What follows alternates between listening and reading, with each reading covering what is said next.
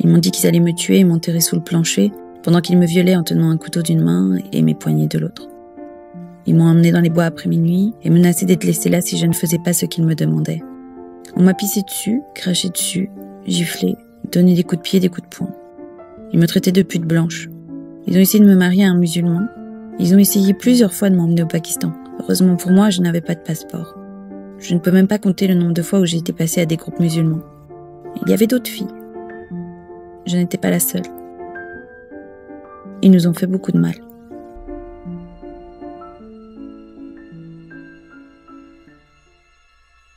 Il y a quelques mois, j'ai fait une vidéo sur Telford et sur ces milliers de petites filles qui ont systématiquement été violées, prostituées, torturées et parfois même tuées par ces gangs qu'on appelle les grooming gangs.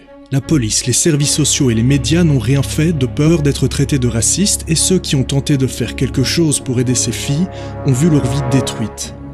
Le lanceur d'alerte le plus célèbre est Tommy Robinson.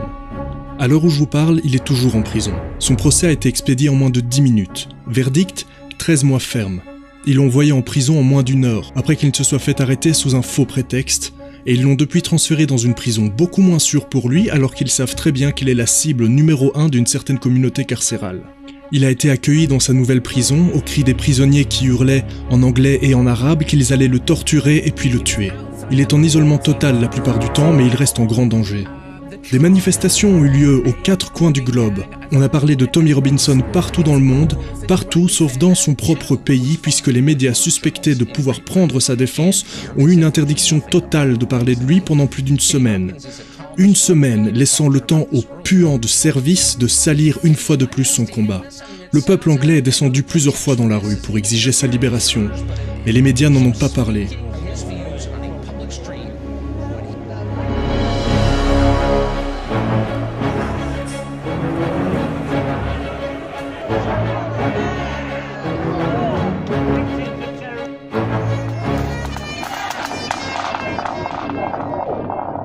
Aujourd'hui, je ne vais pas vous parler de Tommy Robinson, mais d'un autre lanceur d'alerte. John Wedger est un ancien inspecteur de police qui s'est confronté au barrage systématique de la police, des services sociaux et du gouvernement. Il a subi toutes sortes d'attaques et de pressions visant à le faire taire. J'ai traduit et doublé l'entièreté de son témoignage, qui dure plus ou moins 40 minutes. Vous pouvez le trouver dans un lien qui se trouve dans la description. Et pour cette vidéo, je me focalise sur les grooming gangs. J'ai sélectionné les extraits en rapport avec la thématique, mais John Wedger s'attaque aussi au réseau pédocriminel qui implique des personnalités de la haute société. Donc par souci de clarté, je mets ça de côté, j'en ferai une autre vidéo. Mais je vous invite à aller voir son témoignage complet, ainsi que ma vidéo sur Telford si c'est pas déjà fait. Voilà ce que John Wedger a à dire. Je travaillais dans les quartiers les plus pauvres de Londres. J'ai demandé si quelqu'un s'occupait d'aller voir ce qui se passait dans la maison de ses enfants. On m'a dit que non, qu'il y avait une policière qui s'occupait de ça, mais qu'elle était partie il y a 2 ans et que de toute façon il n'y avait rien à signaler, donc on n'y retourne plus depuis. J'ai demandé s'il y avait des problèmes de prostitution avec ses enfants. Il m'a regardé et il m'a dit « De quoi tu parles ? Bien sûr que non !» J'ai alors pris une liste provenant des services sociaux avec 26 familles qui sont suivies par ces services. J'ai décroché le téléphone, j'ai demandé aux parents « Combien d'enfants avez-vous » Il y avait en moyenne 5 enfants par foyer. Et puis, combien d'enfants disparaissent le week-end, ce qui est le schéma habituel. On a 3 enfants qui disparaissent le week-end. Et je leur ai demandé, honnêtement, qu'est-ce qui leur arrive pendant le week-end? Ils se font prostituer. Donc, ce policier qui était chargé de faire ça pendant des années n'a rien trouvé. Et en quelques minutes, j'en ai trouvé 3. À la fin de la journée, j'en ai trouvé 6. Au bout de 3 jours, j'en ai trouvé 50. J'ai organisé une conférence avec des organisations caritatives, non gouvernementales, et les services sociaux, et j'ai surligné le problème. Après ça, j'ai été engueulé, attaqué verbalement par les services sociaux de l'enfance. Ils m'ont dit « Mais qu'est-ce que tu fous? On est au courant pour ces gosses, mais ils rentrent à la maison, alors il n'y a pas de quoi s'inquiéter. » Ces enfants se font de l'argent. Ils ont un copain, qui est leur macro, et ils pensent que c'est de l'amour. Ils prennent de la drogue, donc ils ont envie de recommencer. Donc, les services sociaux ont tiré une croix dessus, et ce, malgré le fait que les parents viennent se plaindre, ils étaient retirés des dossiers.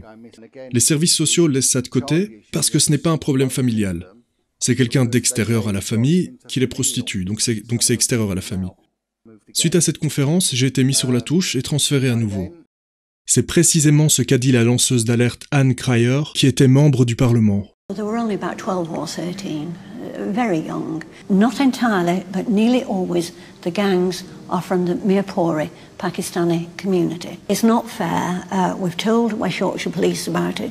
We've told social services about it, and no one will do anything. Friends of mine in the Labour Party, they'd known about it for years, and had never mentioned it to me. Après que John Wedger ait lancé l'alerte, une commission d'enquête a été ouverte. En tant que premier témoin, il était supposé être tenu au courant des avancements tous les 28 jours. Il n'a pas reçu une seule nouvelle en 3 ans, et tout ce qu'il a reçu au bout de ces 3 années d'enquête était une lettre d'un seul paragraphe disant que l'enquête débouchait sur un non-lieu et qu'il ne devait plus les recontacter. Après ça, il a relancé l'alerte pour qu'une commission d'enquête soit ouverte sur la précédente commission d'enquête. Ils lui ont promis de tout mettre en œuvre, et qu'est-ce qui s'est passé ? Ils ont depuis nié avoir reçu les dossiers. Lorsqu'on a fait pression, ils ont finalement admis avoir reçu les dossiers, mais les ont perdus. Nous assistons à l'échec de la police vis-à-vis de la prostitution infantile qui émerge dans ce pays. Que ce soit les preuves ADN sur les petites culottes, les dossiers de la police ou les dossiers des services sociaux, tout est systématiquement perdu. J'ai rencontré d'autres policiers lanceurs d'alerte et quelques membres du Parlement. L'une de ces policières était Maggie Oliver, qui a exposé le scandale à Rothschild. Un autre était Lenny Harper, qui a exposé d'autres de ces horreurs. Chacun d'entre eux me disait la même chose. Ils vont te tomber dessus et ça finira mal. À quoi dois-je m'attendre ? Tu vas recevoir un papier disant que tu as commis une faute lourde. Ils vont te faire passer un entretien et puis tu vas probablement aller en prison. La menace, c'est que tu perdes ta maison, ton travail et tes enfants. Pendant toute cette période, je n'ai pas été payé, pas de salaire pendant presque 3 ans, et j'ai 4 enfants à la maison. Et ils m'ont envoyé un papier comme quoi j'avais commis une faute lourde. J'ai été chargé pour violation de données protégées. C'est ce qui semble être ce dont ils accusent les lanceurs d'alerte la plupart du temps. J'ai été chargé de nombreuses accusations, et chacune d'entre elles valent jusqu'à 2 ans de prison.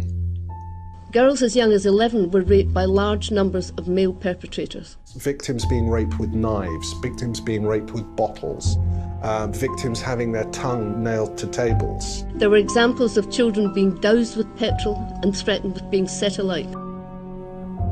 2 papas ont suivi les violeurs et se sont rendus dans la maison où leur fille se faisait violer en tournante. Ce sont les pères qui se sont fait arrêter par la police. Parfois, lorsque la police tombe nez à nez avec les violeurs la main dans le sac, ce sont les petites filles qui se font arrêter pour état d'ivresse, pas les violeurs. Ce sont des gamines, putain. Je vais vous donner un exemple du climat de peur et de censure qui règne et qu'on leur inflige dès l'enfance.